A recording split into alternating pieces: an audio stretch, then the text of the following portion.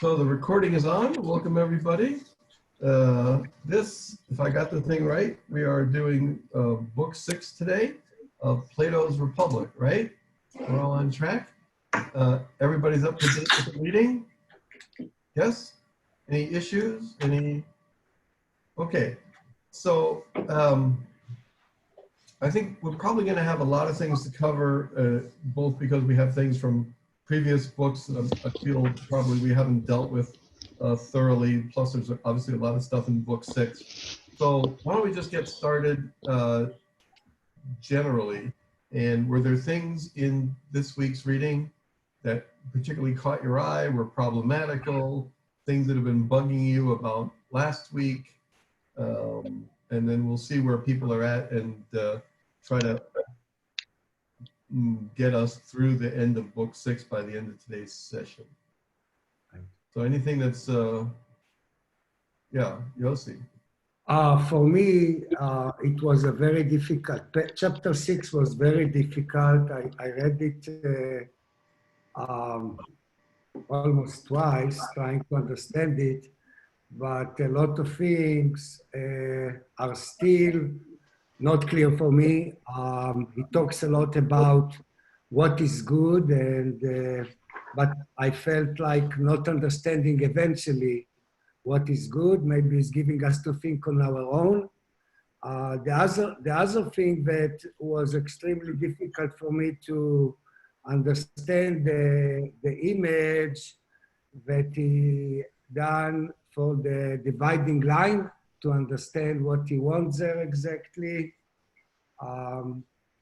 But a lot of other things were very interesting for me to try to understand forms, you know, the universal challenges being, and a lot of philosophical things that I was very intrigued by.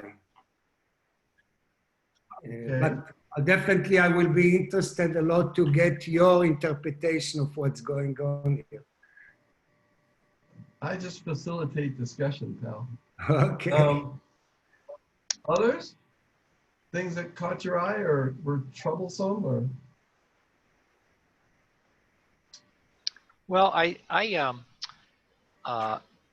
appreciate all the hard parts, but I thought that Socrates was kind of philosophical in his in talking about the philosopher king, and that he and Glaucon, I think, or he and Glaucon and or Adeimantus, I don't think could come up with anybody in the past who had ruled a state who was a philosopher king, or anybody in the present, and they thought that the chance in the future was very, very slim, but they still were optimistic that under the right circumstances it could happen. Well, in principle, it could happen. It's not not impossible. And the thing holding it up is not so much the philosopher king, but society, and getting society to at least facilitate or accept having a philosopher king. Okay. Bob? Yeah, I was wondering if we could go over the forms again in their, I guess, pure sense. And Socrates starts to talk about it, about the form of the good. And so I was hoping that we could talk about that, to explore that a little bit. Okay, good. Others? I thought there were two things that stuck, or that jumped out, I think, and stuck, because I also found this one a little bit difficult, and I ended up rereading it a couple of different times. One was the reasons. That's a good answer. When it says, yeah, go back and read it again, and then try it again.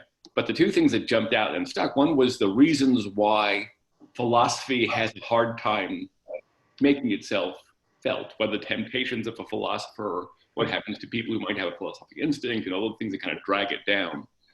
And at the end, then there was a The other thing was the last 10 or 12 pages, I think it is, of book 6 get really abstract. And then it was one of those things where I didn't think I was following, and then all of a sudden it kind of came together in a funny way with a kind of a hierarchy, kind of a hierarchical build that reminded me of something, you know, from like management literature, where they talk about a ladder of inference going from data to information to belief and things like that. Because you kind of get a little bit of that in the kind of the layers of abstraction. Or it felt like there at the end, it was almost kind of the same sort of build that I started to kind of try to make a little chart, which maybe we'll do something like that as well. Okay, we can do that. Anybody else? Going once? Twice? Okay, so let's say, you know, I can appreciate, obviously, the book in general, the Republic in general, can, you know, challenging. It's not an easy book. And this book, book 6 in particular, also can be that way. I think one of the things that I'd like to suggest, as I've been trying to do throughout the quarter, is that one of the ways to make the Republic manageable, or as manageable as possible, and that would include book 6, is to really try to stay focused on the forest and not get lost in the trees. And that can be really challenging, I think, because I mean, Plato really has written some kind of like Shaggy Dog story.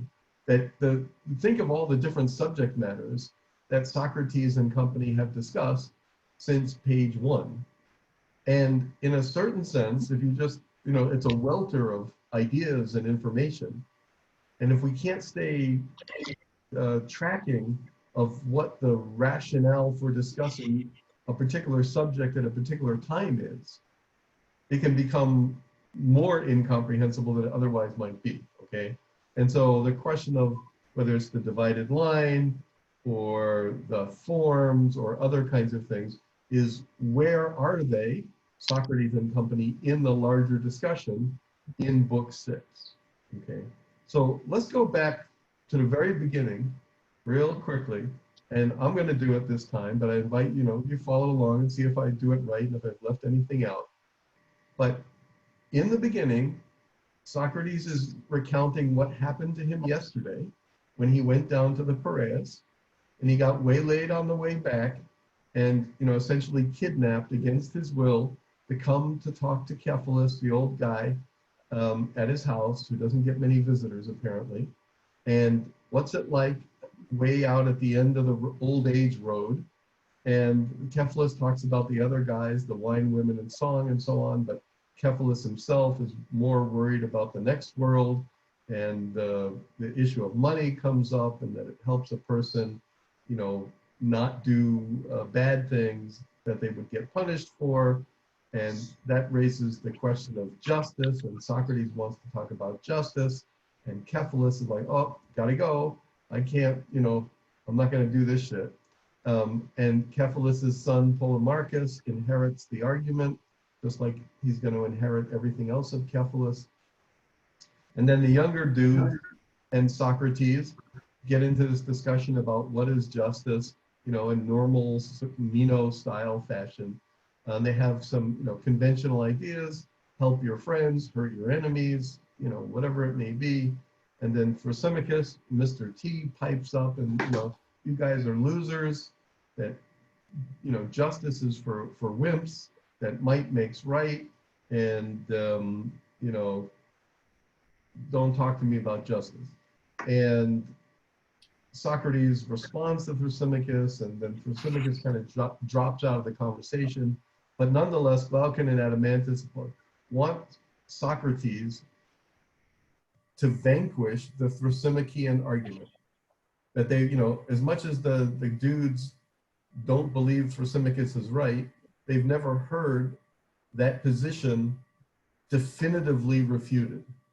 And they would like to hear that position definitively refuted. And Socrates like, you know, I got to do this in the cause of the god. I'm gonna attempt the definitive refutation. And in fact, we're gonna make it even worse, gonna make it harder. Socrates is gonna do this with both hands tied behind his back. That the challenge is to show that it's better for somebody to be just, even though they appear to be unjust, than it is actually to be unjust and appear just, right? And this has to do with like the three kinds of goods, things that are good in and of themselves, things that lead to good things, and that things that are both kinds of good. And Socrates thought, okay, this is not going to be an easy task. Let's try to make this difficult challenge easier. And instead of looking at little letters, why don't we look at the big letters by looking at a city?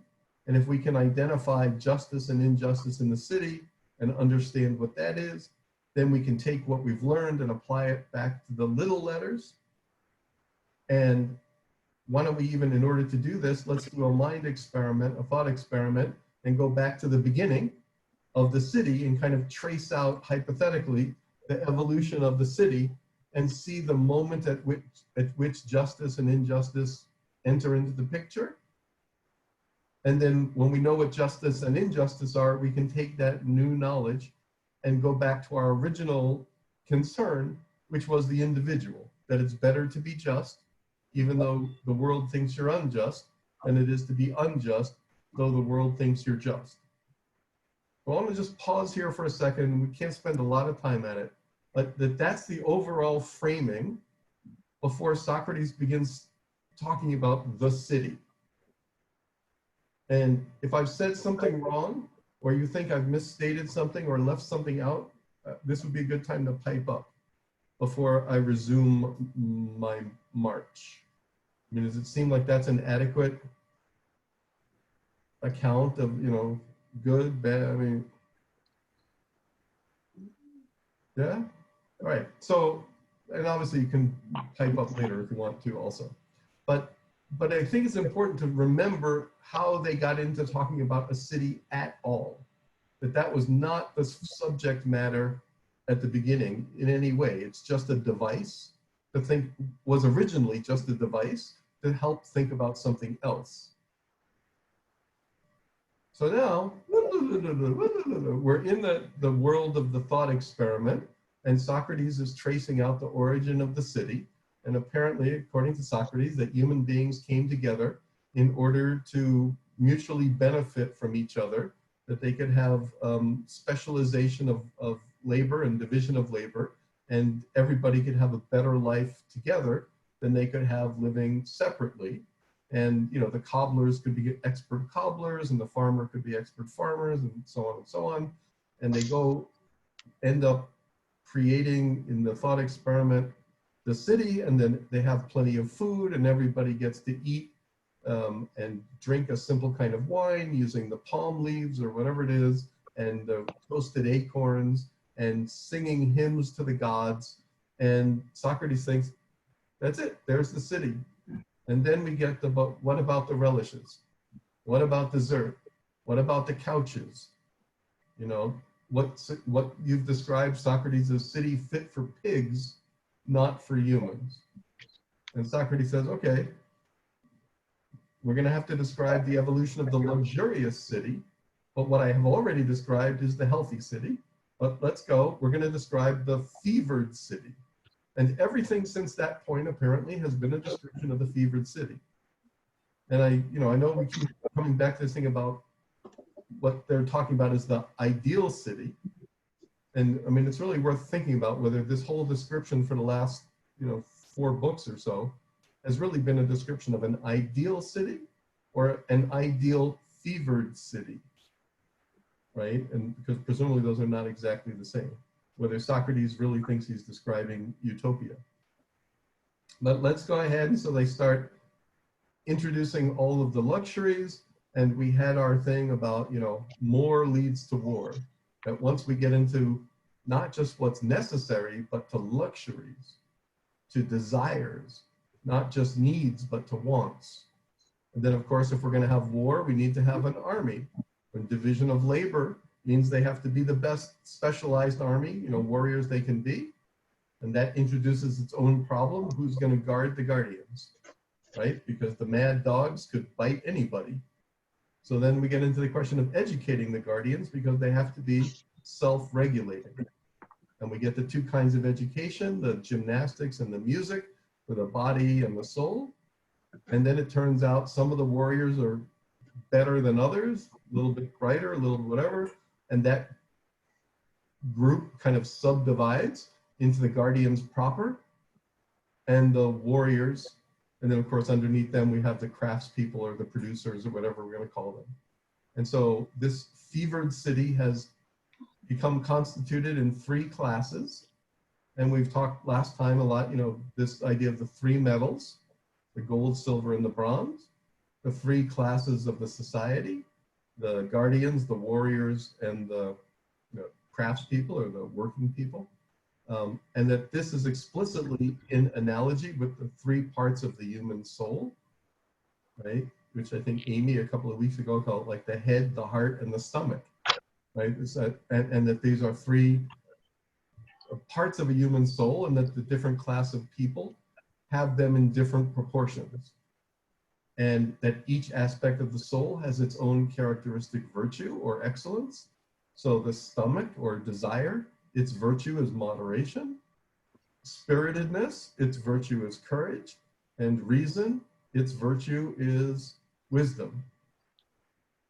And Socrates, we get the metals, the classes of society, or in the case of the individuals, the parts of the human soul, and the 3 virtues, wisdom, courage, and moderation.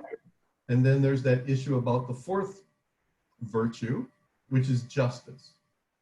And altogether, class, justice, according to Socrates, is? Each one minding his own business. Which means those 3 things Harmony. in harmony with each other, right? That wisdom, courage, and moderation, or the 3 parts of the human soul, or the 3 classes of society, or the 3 metals, I suppose, if you want to talk about that, each do its own function and don't try to usurp the function of the others. And when they all do that, everything is nice and harmonious, and that is justice, according to Socrates. And then the opposite, presumably, is when there's disharmony or chaos, and that's injustice. And at some level, Socrates has already arrived at what he set out to do, or part of it, which is to identify the emergence of justice and injustice through this thought experiment device. Okay? And at the end of book 4, on page 125, 445D,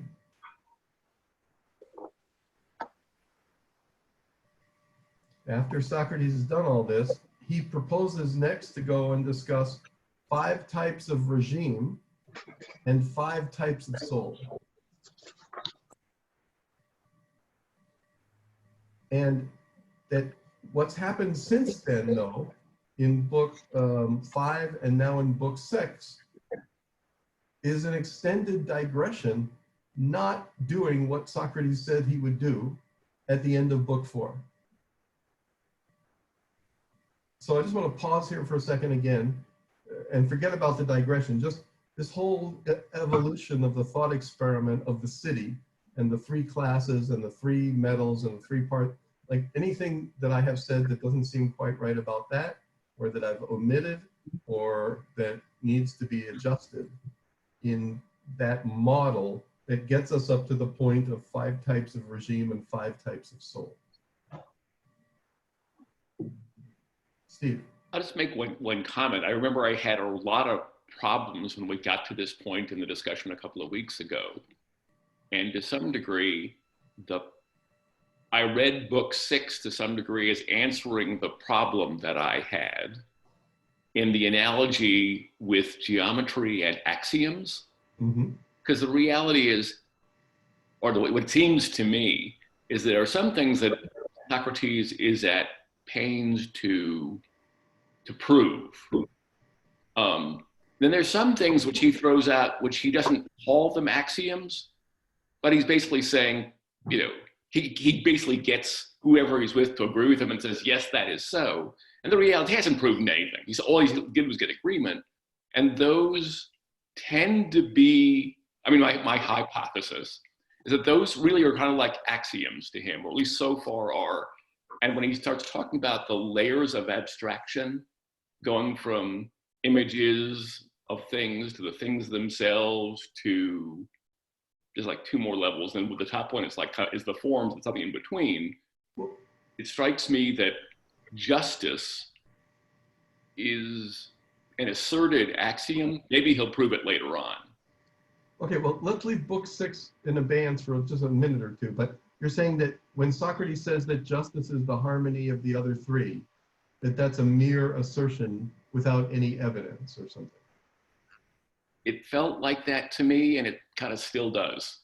And that is somehow disappointing to you or something. Well, it was disappointing at the time, but again, the analogy with, you know, having not taken a geometry class in 50 years. Yeah. Okay. But I remember that at the end of the day, you start with a certain number of axioms, which kind of just are. And from that, you build all kinds of very complicated and elegant geometric structures. And maybe someone took a more advanced math class which says you can actually prove some of those axioms, but to some degree, justice feels a bit asserted or axiomatic to me. And I'm better But with you mean, but from a story point of view, that Socrates has not actually delivered on what he promised, set out to deliver, which was an identification of the emergence of justice and injustice into the city. Is that what you're saying? I think he delivers what he promised, but through the back door. In the sense, like that, he's identified it because he defines it the way he wants to define it. But hasn't proven it in any way. Hasn't proven it. He's labeled some. He said when we have these three things, they can exist either in harmony or disharmony, and when it's harmony, that's what justice is, and Right. when it's disharmony, that's what injustice is. Yep. And that feels a little cheap and shabby to you.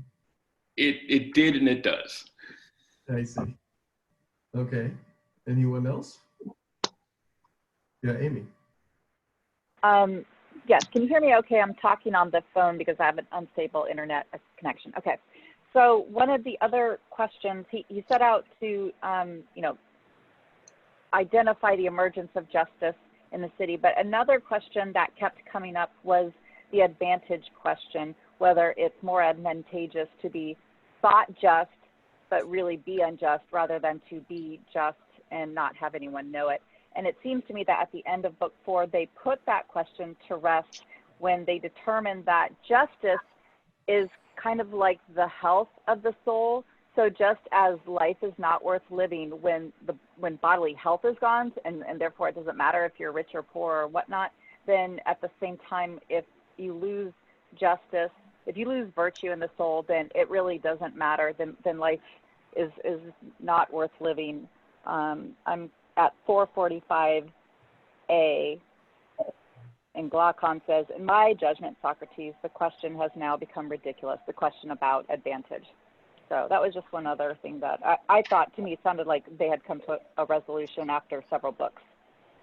And if that's so, I mean, in a way, I see what you're saying, and I'm not disagreeing with you, but it's such a, like, oh, by the way, throwaway judgment. If this is what they set out to prove, I would have thought they would spend more time really hashing it out. But I think if you take your point, Amy, that in some sense, the Republic as a book could have, and maybe should have, ended at the end of book 4. Because Socrates has delivered what he set out to deliver. But the book doesn't end. And I think this is where, just like we had the question, with the Meno, like really, what is the book, the Meno, about? I mean, on the one hand, in the beginning, it appears to be about what is virtue. But maybe by the time we get to the end of the Meno, that's not what the Meno is about in its entirety. And so the same thing might be true here with the Republic, that in the, and it's a bit, and it could be a red herring, that it's called in English, the Republic, which makes us think that the subject matter is the city, as opposed to being called the politics or public matters or some other title. But go ahead, Nick. yeah, but at the end of book 4, has he really delivered on, what he said he was going to deliver? I mean, he's talked about justice and he's defined justice, if you believe that that's a definition of justice. But he hasn't delivered anything yet on why is it better or how is it better to be just or live a just life than to live an unjust life. So, I mean, he really hasn't even talked about that. Amy, you want to say something about that? I can't hear you. Sorry. Oops, sorry, muted. Okay. I've been trying to consider that from the angle when you talked about why, like, the way the book is written, it could have been written any number of ways, but it's written in this format, the one-person memoir, but it's got the dialogue with his interlocutors. Why does he start out answering answering a question or giving us the idea, these teasers that he's about to tell us something, and then somebody else brings up another question, and then we have this reversal, and then they go off on a rabbit trail? I haven't figured out what the point of that is. It is drawing out the Republic, so it's not ended.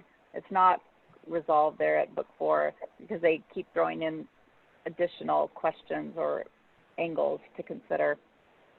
I don't have, I haven't come up with an answer yet. And I think Nick is just gently also disagreeing with your claim, that the discussion about health at the end of book 4 dispatches with the subject matter of the advantage of justice.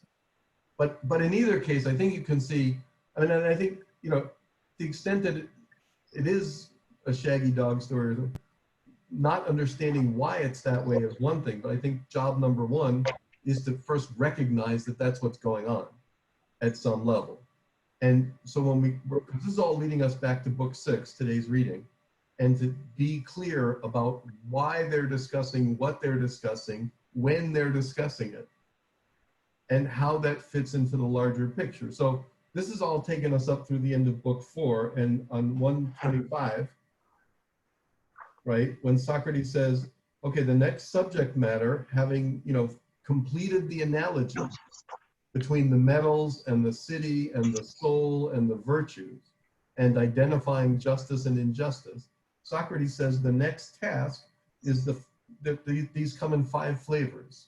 There's 5 constitutions, as it were, of cities and of persons. And we're going to go, and the first one, he says, the first type of regime is this thing that can be named in 2 different ways, depending on the number of rulers.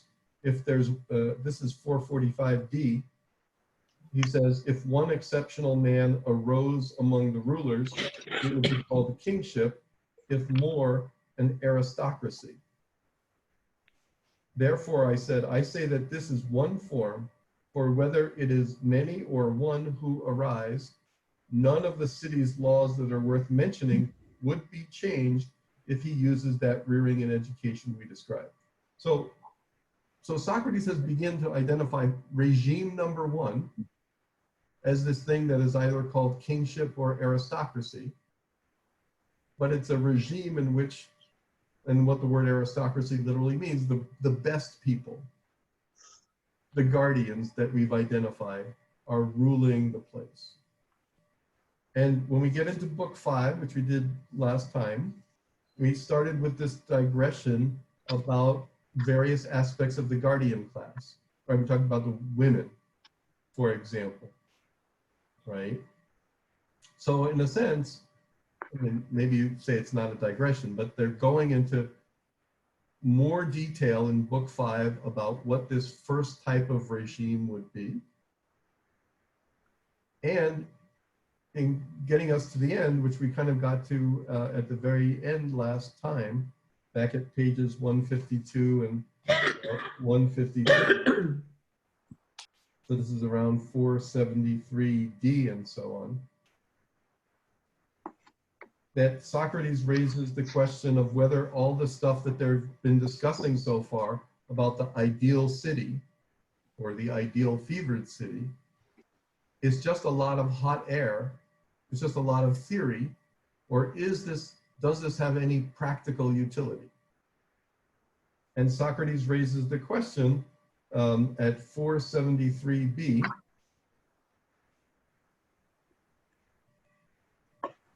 He says, so next, as it seems, we must try to seek out and demonstrate what is badly done in cities today, and thereby keeps them from being governed in this way, and with what smallest change, preferably one, if not two, and if not, the fewest in number and the smallest in power, a city would come to this manner of regime. Like, what would be the quickest, easiest, cheapest steps that would be required in the real world to get some kind of approximation of this ideal fevered city? And the answer, according to Socrates at 473d, is that unless philosophers rule as kings, and those now called kings and chiefs genuinely and adequately philosophize, and political power and philosophy coincide in the same place, while the many natures now making their way to either, apart from the other, are by necessity excluded, there is no rest from ills for the cities, my dear Galkin, nor I think for humankind, nor will the regime we have now described in speech ever come forth from nature insofar as possible and see the light of the sun. This is what for so long was causing my hesitation to speak, seeing how very paradoxical it would be to say, for it is hard to see that in no other city would there be private or public happiness. Now, again, I want to pause here because we're working our way up to book 6, but in this book 5 now, I take it Socrates has just said, using what we said before, the only city that will ever have justice, harmony, is one that is ruled by the coincidence of wisdom and political power. And that in any city where there is not the coincidence of wisdom and political power, there will not be justice, harmony, happiness, but its opposite, injustice, disharmony, unhappiness. So I want to pause here. If I've misstated something, please correct me. If you want to comment, add, subtract. But we're doing all this, we're marching up to the threshold of book 6 to see how that extends where they're going.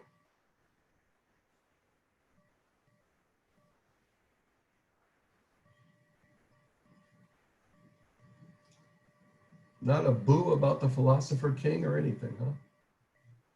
I want to make sure, did we mention all the 5 regimes or not yet? No. All the type regimes? Not yet, okay. No, we're still dealing with regime number 1 in a kind of long extended digression. It's first starting out with the subject about the women, and then the other subjects, and then the philosopher king. And this is going to set us up for the question of what is the subject matter of book 6.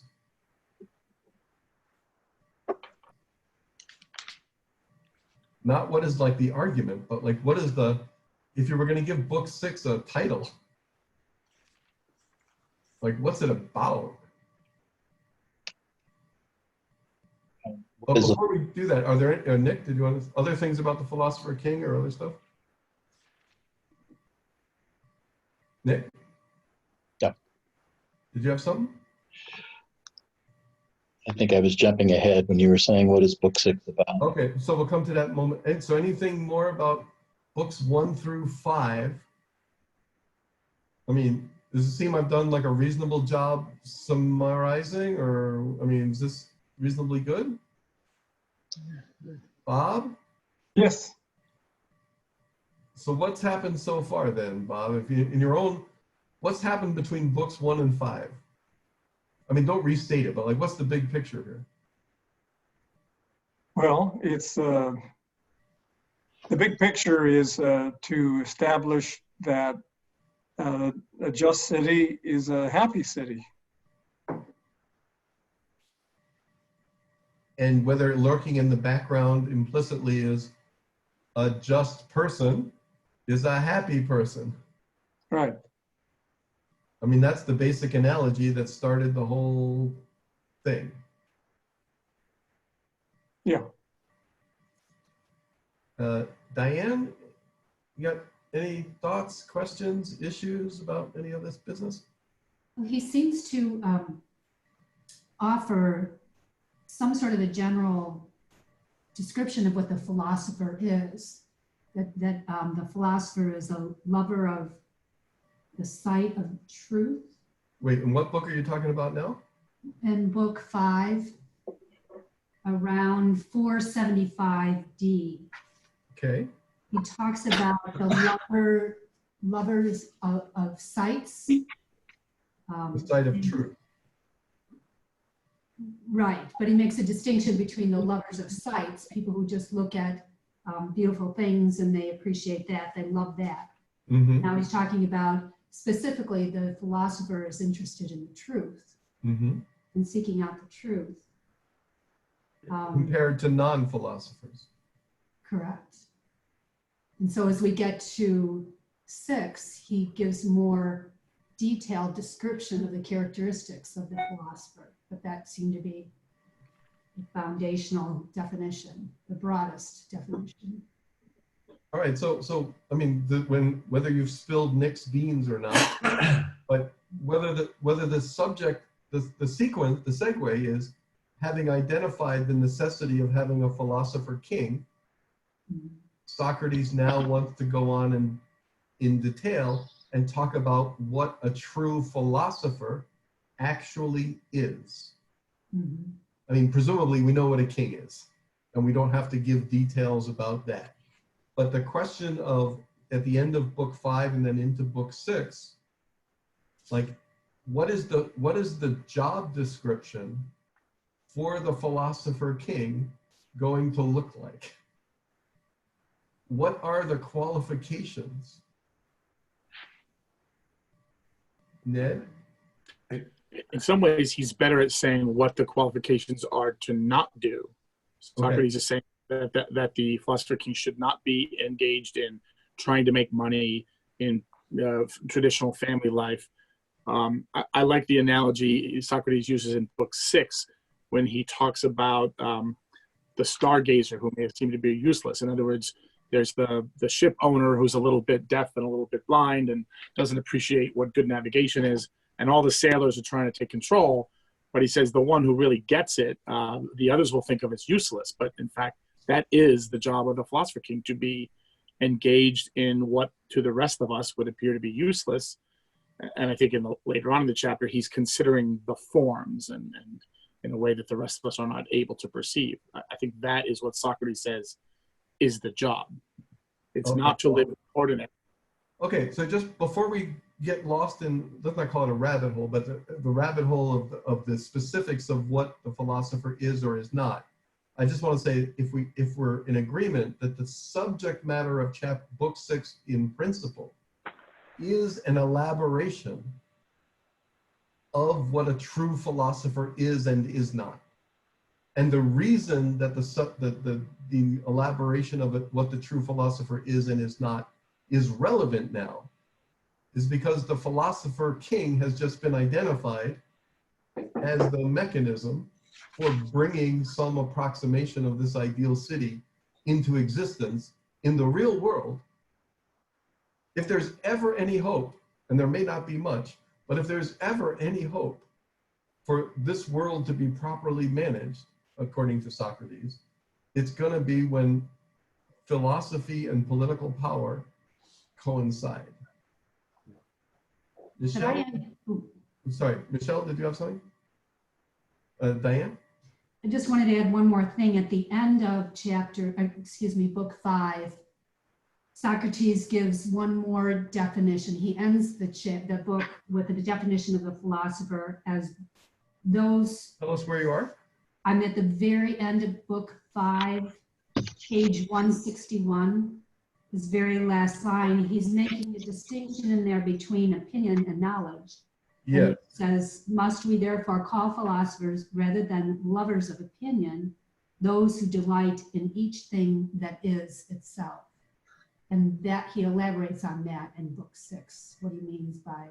So the distinction is being made here between knowledge on the one hand and opinions on the other.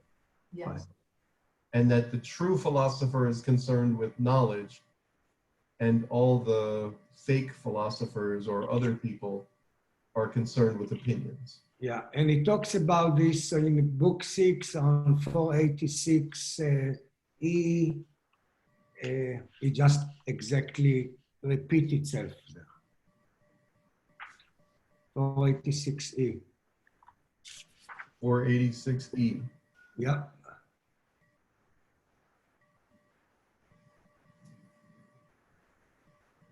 What then have we, in your opinion, gone for particular qualities that are in any way unnecessary and inconsequent to one another in a soul that is going to educate perfectly in what it is?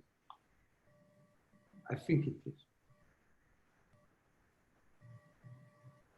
And so I'm not seeing the thing about knowledge and opinion. It's E, 486E. Yeah, what does it say? Your opinion. It says, what then have we your opinion? No, we got the word opinion in the sentence, but Okay.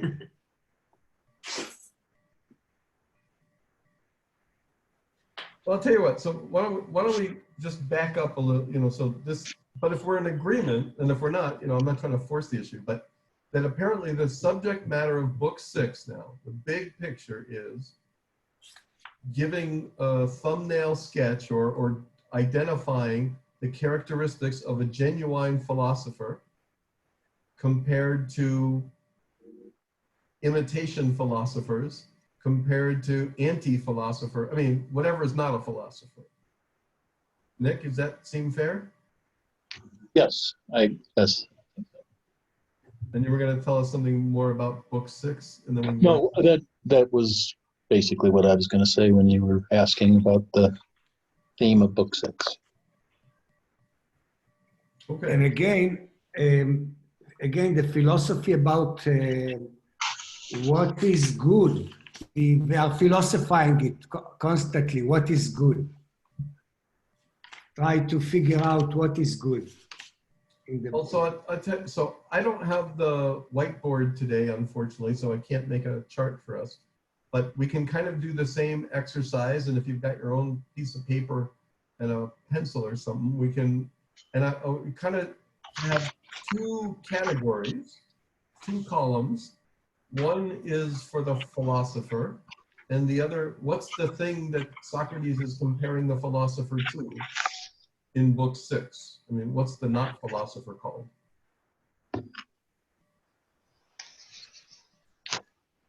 Uses the word sophist occasionally. Okay, sophist. Any others?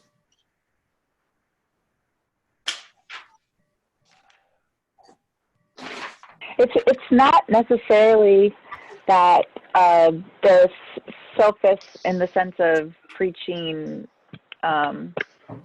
teaching non-truth, but it's that there are people that are just concerned with the material, mutable world rather than the immutable principles of being. Yes, but so what's the label for those persons? The category? I mean, No idea. I mean, is Socrates call them like dilettantes or any other? Well, we need, at some point, we're going to need a label for that other column, okay? But if we can agree, I mean, so Amy, maybe you can start us. And I really, I'm sorry I don't have the whiteboard. But truly, every time we put a characteristic in one column, we should be able to infer its antithesis in the other column. So, Amy, want to just give us one for the philosopher column? Sure. Knowledge. And the antithesis in the other column is? Opinion. Okay. So, Pick the easy one. but hold on. So somebody who's concerned, in order to be a genuine philosopher, according to Socrates, one has to be focused on actual knowledge as opposed to mere opinion or something like that. Correct. And you give example in 489A about a pilot that looks up compared to the sailors that look straight down. So the pilot knows about how to navigate because he looks on the on the stars and etc. compared to the sailors that they have the opinion of fighting how to move the ship, but they really don't have the knowledge. That's in 489A starting. Yes, or even if we start farther up that long paragraph, Right. like at 488B or something. Right. Though the ship owner surpasses everyone on board in height and strength, he is rather deaf and likewise somewhat short-sighted, and his knowledge of seamanship is pretty much on the same level. The sailors are quarreling with one another about the piloting, each supposing he ought to pilot, although he has never learned the art and can't produce the teacher or prove there was a time when he was learning it. Besides this, they claim it isn't even teachable and are ready to cut to pieces the man who says it is teachable. And they are always crowded around the ship owner himself, begging and doing everything so that he'll turn the rudder over to them. And sometimes, if they fail at persuasion and other men succeed at it, they either kill the others or throw them out of the ship. In chaining the noble ship owner with mandrake, drink, or something else, they rule the ship using what's in it, and drinking and feasting, they sail as such men would be thought likely to sail. Besides this, they praise and call skilled sailor, pilot, knower of the ship's business, the man who is clever at figuring out how they will get to rule, either by persuading or by forcing the ship owner, while the man who is not of this sort, they blame as useless. They don't know that for the true pilot, it is necessary to pay a careful attention to year, seasons, heaven, stars, winds, and everything that's proper to the art, if he is really going to be skilled at ruling a ship. And they don't suppose it's possible to acquire the art and practice of how one can get hold of the helm, whether the others wish it or not, and at the same time to acquire the pilot's skill. So with such things happening on the ships, don't you believe that the true pilot will really be called a stargazer, a prater, and useless to them by those who sail on ships run like this? So, I mean, why don't we pause here? I mean, it's a nice image, and we're still making our two-column chart here, but what's this model of the ship and the, what's this all about? Steve? Well, I think it talks about the two worlds not integrated. I mean, you've got a world of philosophers and a world of kings, and the world of kings is about political power. And you have everybody on the ship, except for this one guy, the stargazer, is focused on power, how to get it, how to keep it, how to manipulate it. How to actually have their hand on the rudder. I'm sorry? how to have their hand on the rudder, Right. the tiller. You know, but the point of being in charge of the ship is totally lost, because that's, you know, that no one's focused on that aspect. They're simply interested in power in and of itself. And then you have the stargazer / philosopher, who is actually focused on the higher truths of where they are, where they need to go, how they can get there, by looking at facts, okay, and truth, and building knowledge of that, and how those two are, in the story, totally at odds with each other. Right. Wait, And he's not fighting wait, also. what two things are at odds with each other? Sorry, I couldn't understand. What two things are at odds with each other? The two sides of the philosopher king. The power is at odds with knowledge of what the power is to be used for. All the people who are vying for the ship owner's ear and to be able to be in charge of the ship are simply focused on that aspect of the intramural fighting. And not have any sense that knowledge would be required for the position. Right. No, I think that's what. Wait, and the philosopher himself? The stargazer? Is focused on what was being needed to guide the ship, but not on how to acquire the power to be in that position. In fact, so he's totally focused on knowledge of the seas and the stars and the actual work that needs to be done by the person who's the captain. So whether we could put these, you know, potentially these two different on our chart, on the one side, the philosopher interested in what's necessary to be known, and the other side interested in what's necessary to acquire power. You're also not concerned with fighting with the sailor because he have knowledge of the ship. So you don't need, you feel content. You don't feel like you need to fight to show that he knows, because he knows. Okay, Polly? No, I wanted to say that the qualities that the people who get power is not the qualities of, if you need to lead, you actually have to, they have the knowledge, but the people that have the knowledge don't always know how to get the power. Don't know how to get the power? They don't, they want have to different qualities. They have different qualities. Of acquiring power, it's a different quality than knowing some. Wait, so is Socrates saying the philosopher is actually ignorant or deficient in the issue of power? He's not concerned. No, it's not. That's not his main concern. He's not concerned fighting about Well, it. so let's go back to our chart. What is it in a day in the life of the philosopher versus a day in the life of the other type of person? Like, what does the philosopher spend his day, her day, focused on, according to Socrates? I will say studying. He's studying, watching, making sure things are going in the right way. Okay, but Yeah. what is the subject matter of what he studies? He studies how to navigate the ship that it Well, let's will get out of the correctly. ship. We're talking about real philosophy. What does a real philosopher study? Oh, okay.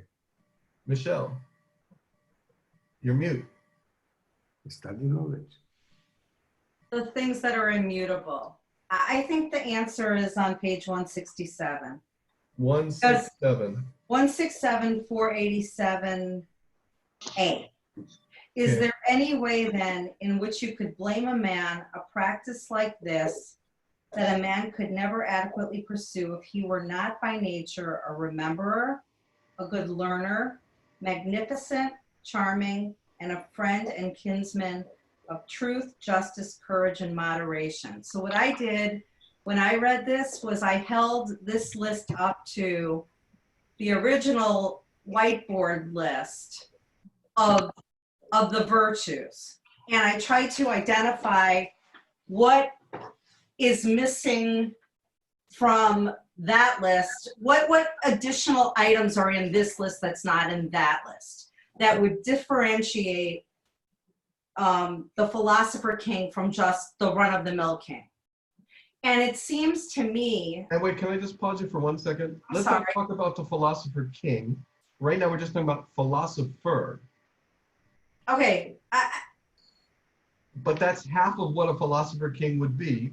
But what we're talking about now is what is a philosopher? Well, right.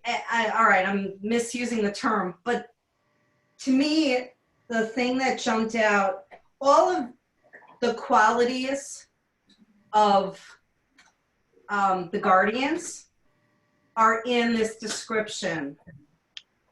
Everything that's in the guardian description, the list, the whiteboard column, is in this description. But what I think is significant and is borne out in depth in this chapter is the concept of truth. As distinct from knowledge. And that the reference to the truth, I think, then feeds into the later discussion that brings us back to the forms and the things that are immutable. Okay, so immutable means not changing, right? Right. So if we're going to continue this chart, in the column for the philosopher, the focus of the philosopher's attention is on things that do not change, on things that are true, eternal, things that are true. Yes. And let's just do it. And then on the other column in the chart, the people who are not philosophers spend their time focused on things that are transitory, things that are let's just go one by one. So it's immutable versus transitory. Right. What are the other ones? I forgot what I said. True versus false. Okay, or knowledge versus opinion. Right. That was the next.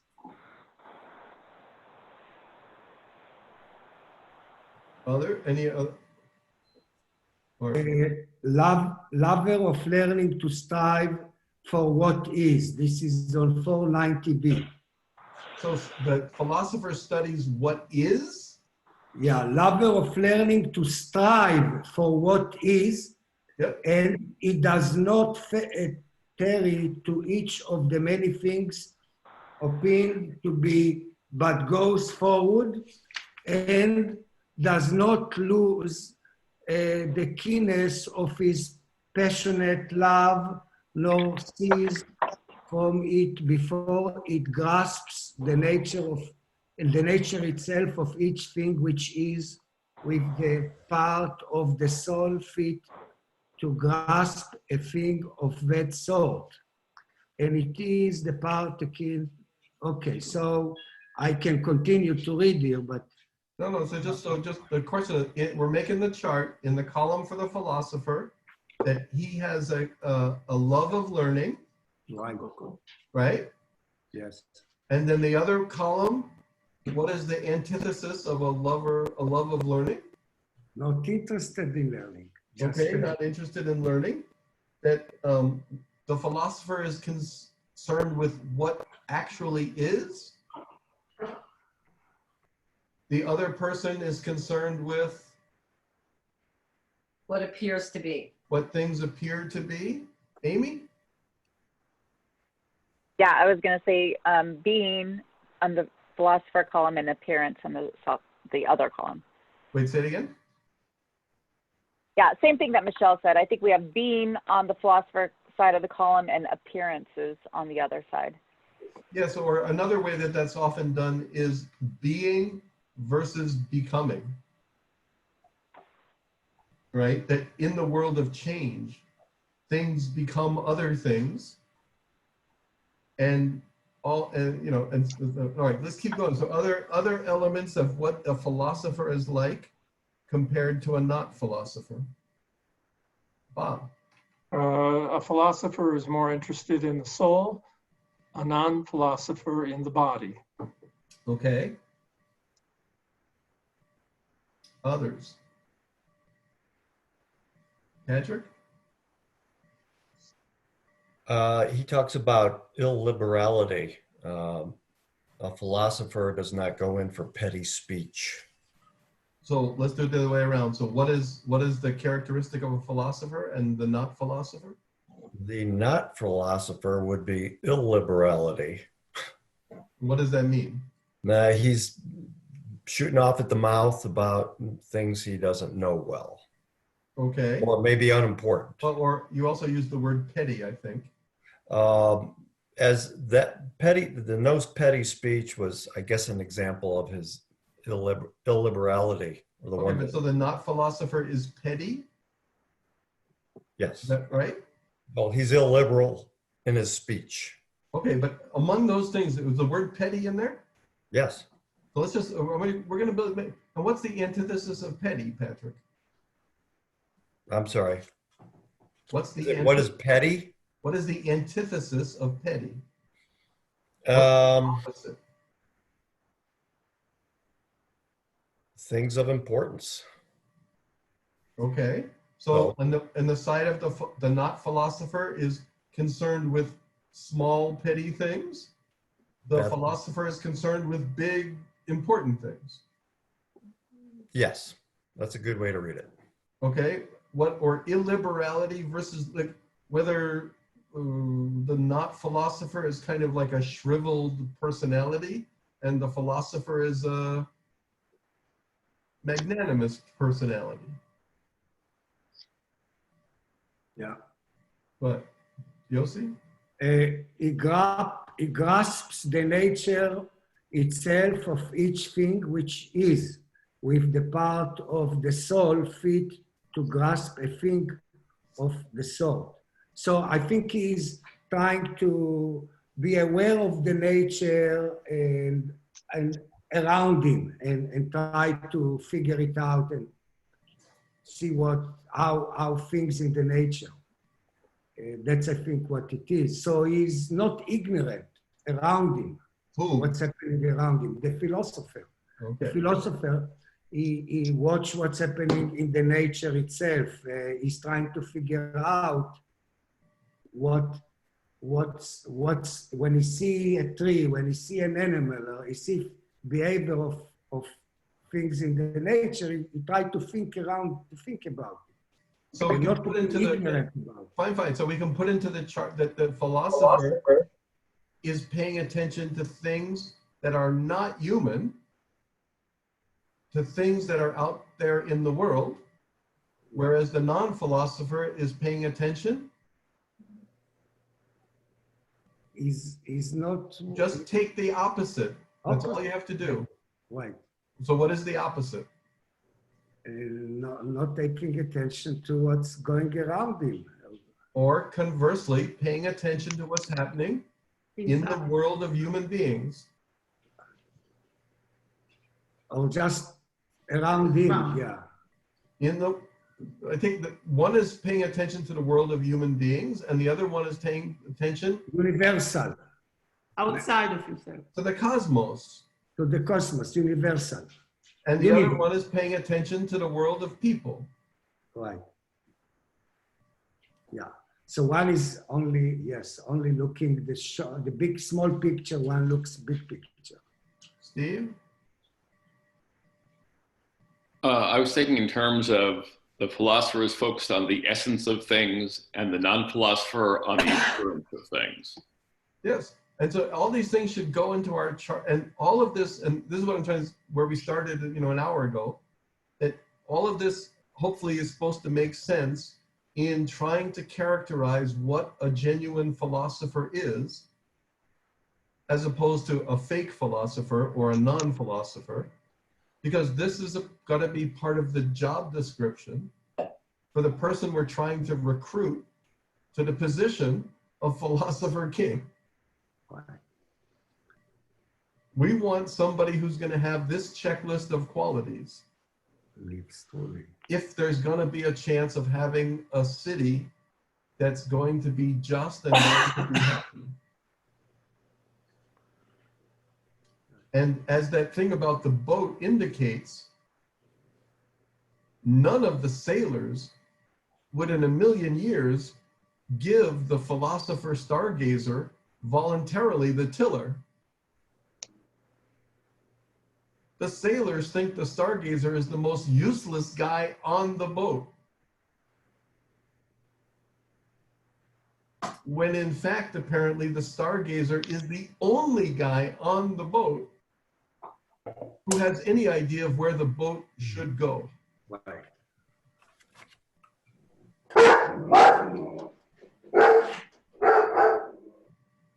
It says also, lives truly.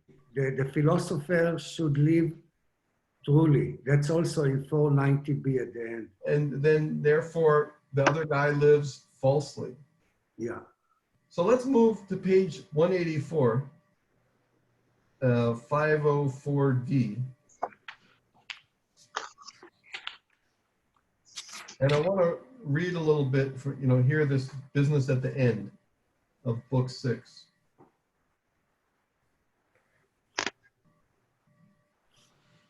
So at 504D, so these aren't the greatest, he said, but there is something yet greater than justice and the other things we went through. There is both something greater, I said, and also, even for these very virtues, it won't do to look at a sketch as we did a while ago, but their most perfect elaboration must not be stinted. Or isn't it ridiculous to make every effort so that other things of little worth be as precise and pure as can be, while not deeming the greatest things worth the greatest precision? That is a very worthy thought, he said. However, as to what you mean by the greatest study and what it concerns, do you think anyone is going to let you go without asking what it is? Certainly not, I said. Just ask.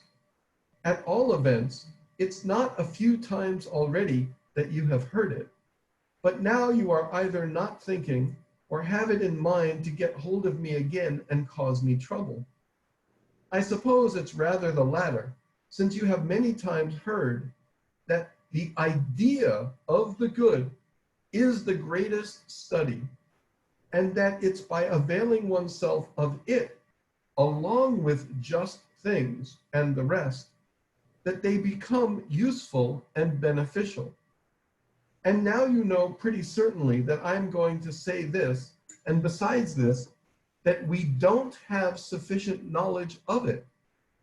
And if we don't know it, and should ever have so much knowledge of it, of the rest, without this, you know that it's no profit to us, just as there would be none in possessing something in the absence of the good. Or do you suppose it's of any advantage to possess everything except what's good, or to be prudent about everything else in the absence of the good, while being prudent about nothing fine and good? No, by Zeus, he said, I don't. And further, you also know that in the opinion of the many, the good is pleasure, while in that of the more refined, it is prudence. Of course. And, my friend, that those who believe this can't point out what kind of prudence it is, but are finally compelled to say, about the good. And it's quite ridiculous of them, he said. Of course it is, I said, if they reproach us for not knowing the good, and then speak as though we did know. For they say it is prudence about the good, as though we in turn grasp what they mean when they utter the name of the good. Very true, he said. And what about those who define pleasure as good? Are they any less full of confusion than the others? Or aren't they too compelled to agree that there are bad pleasures? Indeed they are. And I suppose the result is that they agree that the same things are good and bad, isn't it? Of course. Isn't it clear that there are many great disputes about it? Of course. And what about this? Isn't it clear that many men would choose to do, possess, and enjoy the reputation for things that are opined to be just and fair, even if they aren't? While when it comes to good things, no one is satisfied with what is opined to be so, but each seeks the things that are. And from here on out, everyone despises the opinion. Quite so, he said. Now this is what every soul pursues, and for the sake of which it does everything. The soul divines that it is something, but is at a loss about it, and unable to get a sufficient grasp of just what it is, or to have a stable trust such as it has about the rest. And because this is so, the soul loses any profit that there might have been in the rest. Will we say that even those best men in the city, into whose hands we put everything, must be thus in the dark about a thing of this kind and importance? Least of all, he said. I suppose, at least, I said, that just and fair things, when it isn't known in what way they are good, won't have gotten themselves a guardian who's worth very much in the man who doesn't know this. I divine that no one will adequately know the just and fair things themselves before this is known. That's a fair divination on your part, he said. Won't our regime be perfectly ordered if such a guardian, one who knows these things, oversees it? Necessarily, he said. But now, Socrates, do you say that the good is knowledge or pleasure or something else besides these? So I want to pause here and let's just talk about this briefly. And we've still got a couple other things to discuss here. But that somehow apparently there's something more important than justice. Even though the whole book started out way back in book 1 and book 2 about justice, apparently there's something more important than justice. So can we talk about like what that is and why it's more important and what that means for all this stuff we're going on about?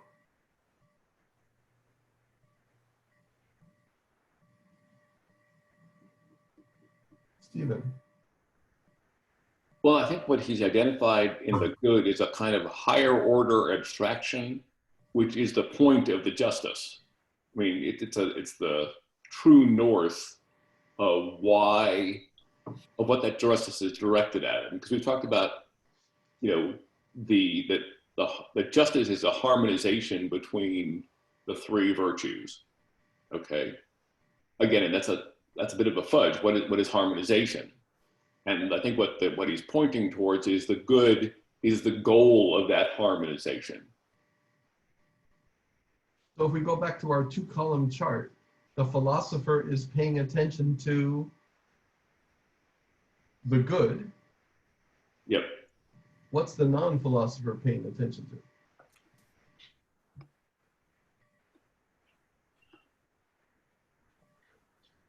The day-to-day, I mean, I think I'm not sure I'd frame it that way. If the philosophers are looking at the good, as an abstraction which you can hold as constant and steady, Mm-hmm. the non-philosopher is chasing after whatever looks good today.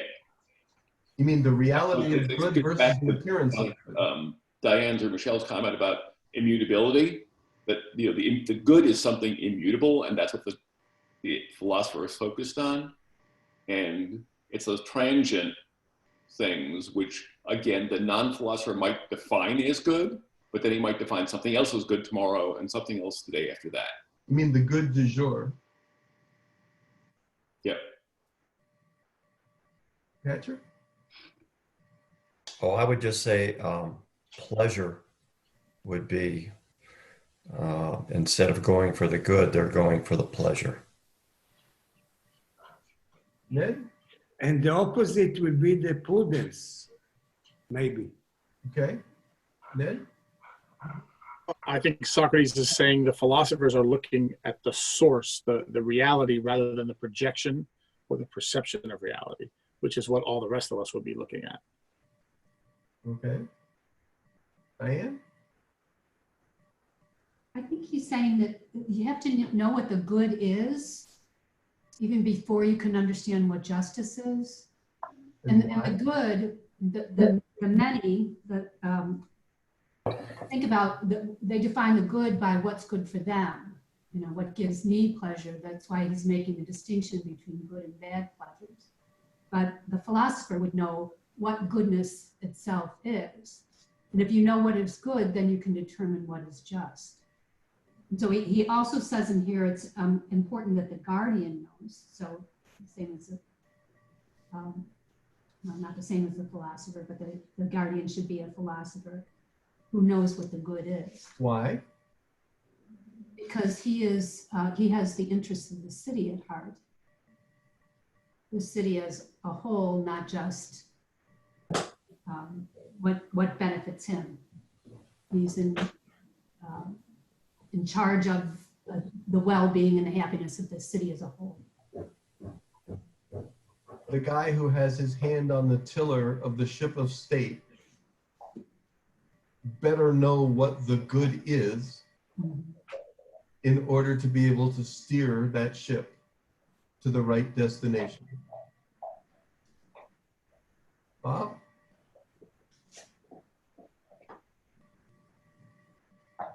Yes, absolutely. You're sold. Yeah. Rosie? You're muted. Okay. He will know what is just and fair things themselves. This is in 506A. Know the just and fair things themselves before this is known. So let's jump a little ahead now to page 190 and 509D.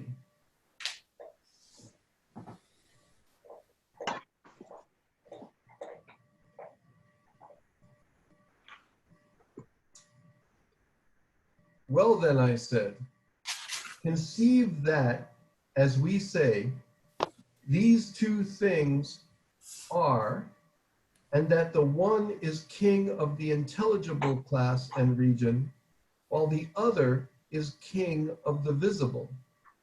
I don't say of the heaven, so as not to seem to you to be playing the sophist with the name. Now, do you have these two forms, visible and intelligible? I do. Then take a line cut in two unequal segments, one for the class that is seen, the other for the class that is intellected, and go on and cut each segment in the same ratio.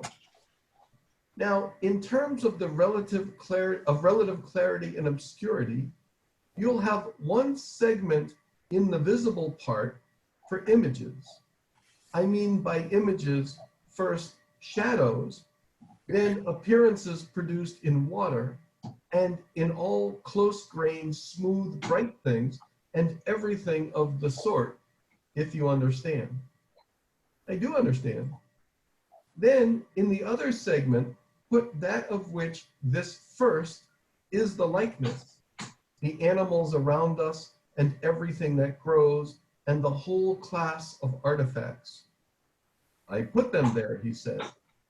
And would you also be willing, I said, to say that with respect to truth or lack of it, as the opinable is distinguished from the knowledgeable, so the likeness is distinguished from that of which it is the likeness? I would indeed. Now, in its turn, consider also how the intelligible section should be cut. How? like this. In one part of it, a soul, using as images the things that were previously imitated, is compelled to investigate on the basis of hypotheses and make its way not to a beginning, but to an end. While in the other part, it makes its way to a beginning that is free from hypotheses, starting out from hypotheses and without the images used in any other part. By means of forms themselves, it makes its inquiry through them. He said, sufficiently understand what you mean here. Let's try again, I said. You'll understand more easily after this introduction. I suppose you know that the men who work in geometry, calculation, and the like treat as known the odd and the even, the figures, three forms of an angle, and then Socrates goes on, and we don't have enough time to read it out loud. But I'd like, and again, I don't have the whiteboard, so we can't do it together, but we can do it each on your own piece of paper. The question of the lines, so let's go through it piece by piece. We have one line, and we have to divide it at some point that's not the middle. Yes? So far, so good? And what are the two parts of the line? Well, intelligible and what was it? Visible. Visible. Visible, yeah. Okay, and this is, what do these two categories mean? Because on the one hand, you know, the idea that there's some aspects of reality that are what you might call visible or sensible, in the sense that we interact with them through our senses, like eyesight, touch, whatever. And there's other aspects of reality that we don't interact with through our senses, but we interact with through our intellect. So that would be an abstraction? Well, when you say it like that, you make it sound like it's being abstracted from the sensible. No, I don't mean it that way. Something that is abstract, that is, well, or let's use the word in the text, an idea. The abstract will be the intelligible or the visible? You tell me. The intelligible? So all of reality apparently is divided into two categories. The visible or sensible on the one hand, and the intelligible on the other hand. And how we as human beings interact with those two parts of reality is different. Steve, you're looking troubled. I'm following with where you're going. That's not what I had actually taken from this passage when I read it.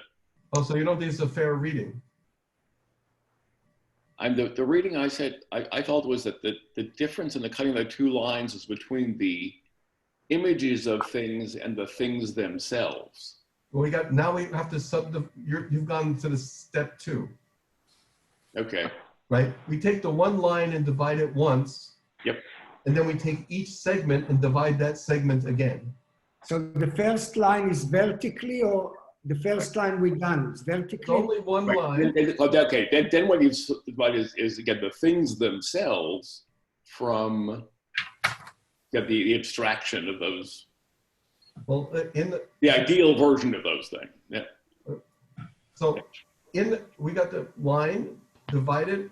One side is the visible or sensible, and the other side is the intelligible. We're good with what that means, right? Mhm. Now take each sub-side and divide it again in the same proportions as the original line. So now we should end up with 4 subsegments. 2 subsegments of segment A and 2 subsegments of segment B, all having the same relative proportions. Yes? Mhm. And at the top level, we have the sensible versus the intelligible. And then within the sensible, we have 2 pieces, Steve. And the 2 pieces within the sensible are? The images things that are kind of a reflection of something, and then the other is sensible objects, particulars, things that we. And we could call them the originals, Yeah. right? Yeah. And which is the larger segment in that subdivision? Maybe the original. Are there more originals or more images? More images. So the larger segment would be the images, and the smaller segment would be the originals. And if we go into the realm of the intelligible, what are the two subdivisions there?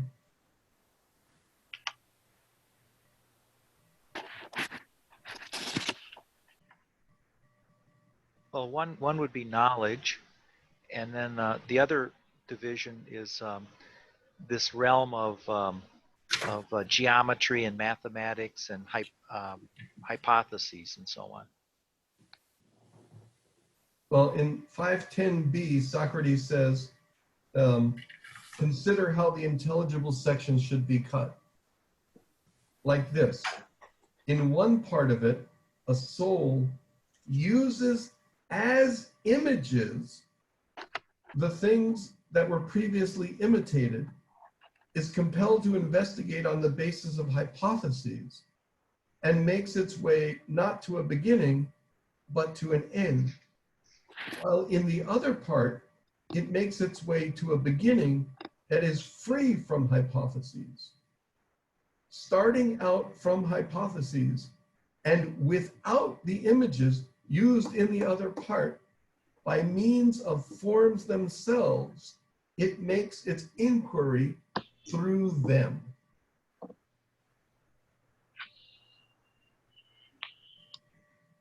So we're just out of time, but the question is that there's two forms of intelligibility, and that's apparently these are analogous to the two forms of sensibility. One is an image, one is an original, and they're not in equal proportions. But within the realm of the intelligible, one of this form of reasoning deals with hypothetical reasoning, and the other one apparently does not.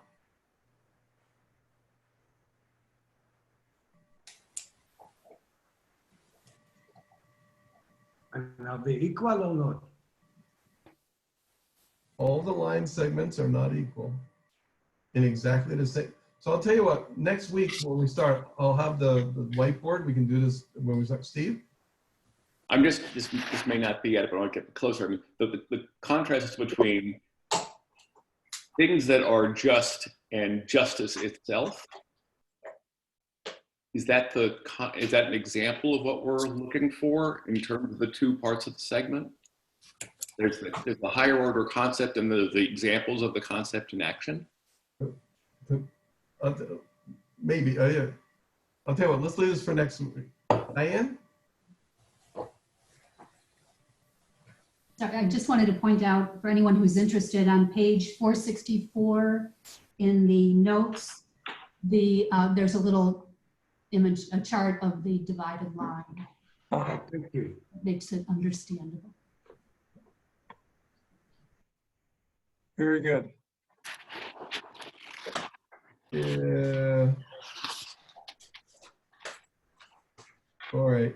Well, okay, so thank you for that. So let's leave it here. I would invite you, think about this between now and next week. And also, of course, we're moving into book 7, but we can start again with. But all of this has been about trying to define what a philosopher is, in contradistinction to the not philosophers, in order to know what are the characteristics that are supposed to be united with political power, in order to be able to have a bona fide philosopher king, which apparently is the only method of having actual happiness on earth. And with that, I bid you adieu. Thank you. Thank you. Oh, wow. Okay? Bye-bye.